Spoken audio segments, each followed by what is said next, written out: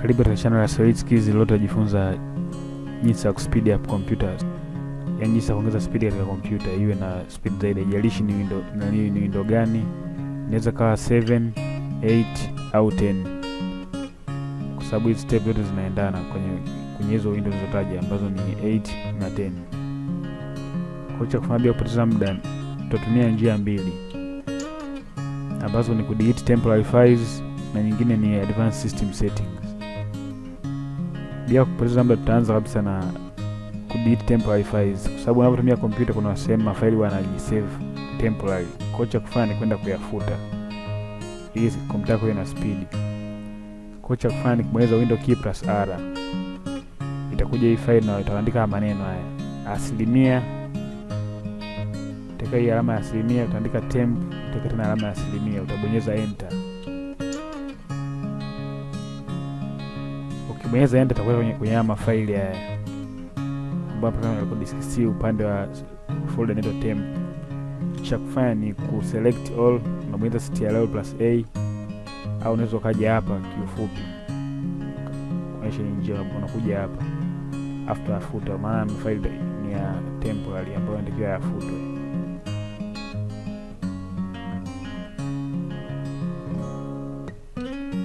Kwa mafaili utayafuta kama hivyo, ambayo atagoma kufuta utayaacha, utabonyeza skip.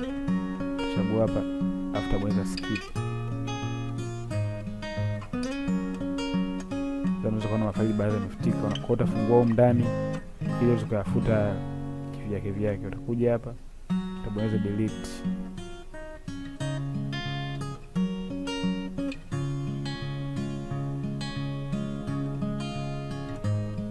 Unaweza kuona yanafutika yale ambayo kanagoma kufutika. Utarudi nyuma hapa kwenye temp, utafuta hii folder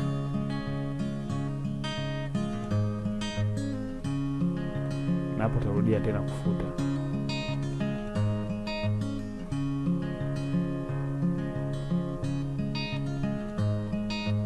Unaweza kuona baadhi yanagoma. Kwa kufanya uta refresh. After kata hii sehemu utaenda kwenye recycle bin, uta right click, utabonyeza empty recycle bin.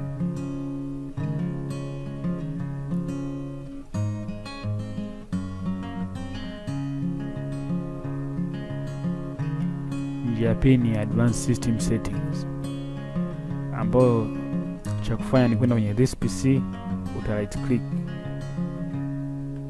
this PC, utabonyeza properties.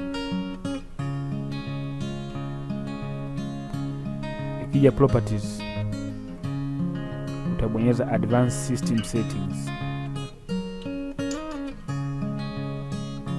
After kuja kwenye upande hapa performance, utakuja settings.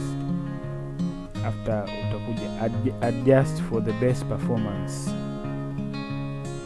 Kwa mimi hapa nisha adjust. Kwa hiyo cha kufanya kuja adjust best performance, utabonyeza apply.